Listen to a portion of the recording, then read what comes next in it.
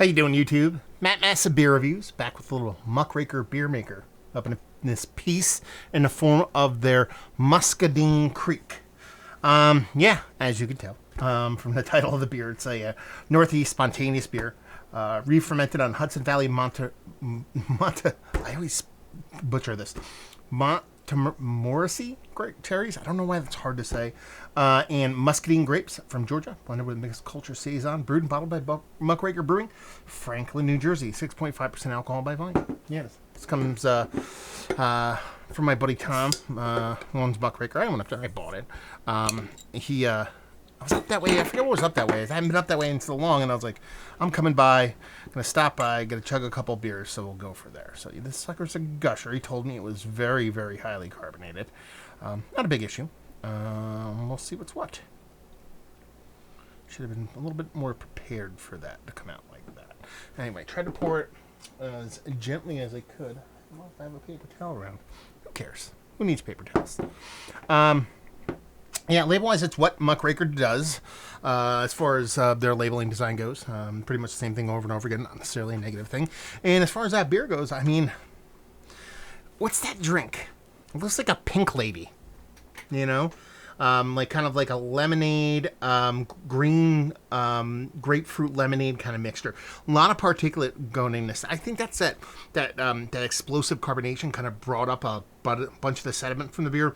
This beer's been sitting upright for over a week, hasn't been moved at all. I brought it in here, and as you can see, usually I'm fucking manhandling beers like a fucking monster. This one I actually treated with a little bit of TLC, so sorry. Anyway, yeah, still pretty aggressively carved. And like I said, it just looks like that grapefruit juice kind of freshly squeezed pink lady drink, kind of grapefruit juice kind of thing going on. Spill more stuff, who cares? It's good to know. I mean, it does come off, maybe it's placebo, it does come off more like grapefruit-y to me, but I think that's just the combination of that kind of slightly kind of rich kind of muscadine kind of grape along with those rich kind of cherries. I think it's merging in there with a little bit of placebo effect to kind of give me a little bit of kind of grapefruit vibes. But you get that soft little cherry in there. Definitely a huge Venice characteristic. It's not overly tart. I don't think it's going to be overly acidic. I think it's going to lean a little bit sweet, but come off ultra dry towards the end. I think that carbonation is just a product of it, just kind of a champagne yeast going crazy and over drying the beer out. Not over drying, but drying the beer out completely. It smells quite nice. It smells like a soft, young version of a Kriek, but with that added component of that kind of nice, kind of richer, more denser kind of grape component to it. So, yeah, let's dive in. Cheers.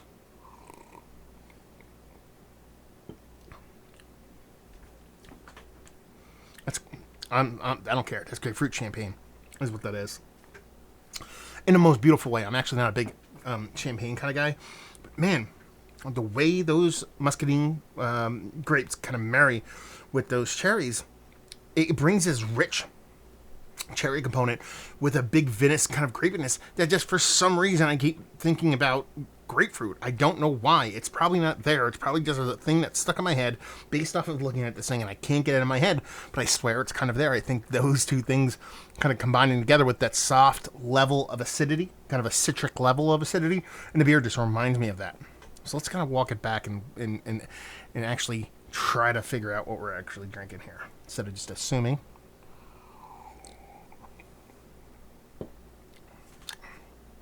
Starts off with a soft little sweetness, but immediately starts to dry out. You do get a nice... The way the cherries come off is like a slightly underripened... what's the word I want to look at? Almost dehydrated kind of cherry, if that makes any sense. Because it's not undersweet. It's sweet, but it lacks this kind of fruitiness to it.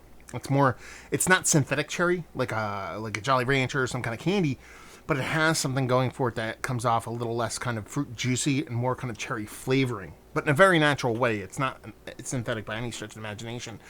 Those grapes come off as bold, but at the same time rounded. There's nothing overly aggressive to the grapiness on this. it's more of a rounded edge aggressiveness, kind of like a beach ball to the face as opposed to a baseball to the face. That kind of thing, to where they can both hit at the same velocity, but since it's a wider, softer area, it just as an attack, it just doesn't hit as hard. And when you bounce those back off of each other, you get that really nice drying from the yeast and from the beer. You get that.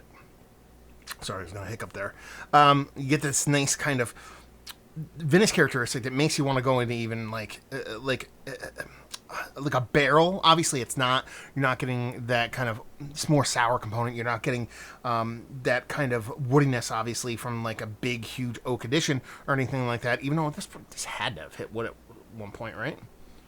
I would assume this hit wood at some point, but it's not overly woody. But it just lacks that kind of alcohol portion that you get with a wine barrel, as opposed to just like a vinous grape kind of thing. But it airs a little bit closer to that. And this comes off as a really tasty, really well done beer. Sure, spilled a 16th of it on the table. It's rather aggressively carbonated, but I think that's more of a good thing for this beer. I think it's what it needed to kind of dry itself out, kind of gobble up all the stuff that's in there as far as letting this beer kind of do its thing with these kind of wild, spontaneous fermented beers, so they don't kind of keep doing their kind of thing in the bottle and let that kind of carbonation portion of the show kind of take over and kind of complete the beer. I don't mind that little extra carbonation because it actually doesn't come off in the beer. It's got perfect carbonation as far as the beer goes. It's the initial pop. I like it. I love it, actually. This is probably one of the better beers that I've had from Tom as of late. I'll probably put up his In Wildness when I do this one. And that one just really didn't hit for me. And I know that's his kind of fun, kind of weird, wild culture, hazy IPA kind of thing. And the previous iterations of that beer I had were quite nice. That one just really just kind of missed the mark for me. But I said, that's kind of not what his focus is when it comes to the kind of beers that he wants to make. Not that he's kind of half-asses those beers by any stretch of the imagination. It's just that this is more of I believe what's in his heart and soul when it comes to making beer. It obviously shows in this. The way both of those fruits kind of come off and make me want to just keep going into this grapefruit thing. Even though it's not grapefruit, it's not there. It's just me being weird. But it's the way those both fruits play together. This really nice, well-done beer. Soft little tartness and this really nice dryness that makes you want to go back for more. It's just a really tasty, really well done, very young version. I keep wanting to stress that. It's like a very young version of a Kriek. It's not hot, it's not sharp, but it's still not that kind of fullness and roundness that you get a little bit of from the grape, but it just needs a little bit of time to kind of round into that. But it's drinking absolutely fantastic now, and definitely a beer worth picking up. Let's talk about it. Is it one of the better wild, spontaneously fermented beers I've had as of late? Yes. Is it Mount Rushmore status? It might be. I don't know. I can't remember the last couple ones I've had that really were blowing me away or anything like that. So it probably is in there. That's kind of weird. I don't know. Yes? No? Maybe? Somewhere in between. Value availability. I forget what I paid for this. I want to say this bottle's probably like $15, give or take, money, dollars, words here and there. And leave you with, if you like what we like this beer. If you like fruited lambic, fruited Kriek, you want something that's very vinous but has this cool kind of cherry flavoring in a most natural, organic way, as opposed to a juicy kind of cherryness. I dig it. And maybe that's why I dig it so much, because I'm not a big cherry person, but I like cherry flavoring. I like cherry flavored things, not cherries. And that's kind of how the cherry is coming off on this for me. And I keep wanting to stress that it's not like a synthetic kind of cool lady kind of thing. It's definitely organic. It just comes off a little bit more kind of sizzle, pop to it. So if you like those kind of things, you'll like this beer. So there you go. Another review in the books. Hopefully you guys enjoyed it. Down there if you want to talk about it. Massive Beers. If you want to check me out doing the social media stuff, Beer Massive. If you want to check me out doing the whole podcasting thing. And hopefully you guys enjoyed the review. Hopefully you're enjoying a little Muckraker right now. Hopefully see you next time. Cheers.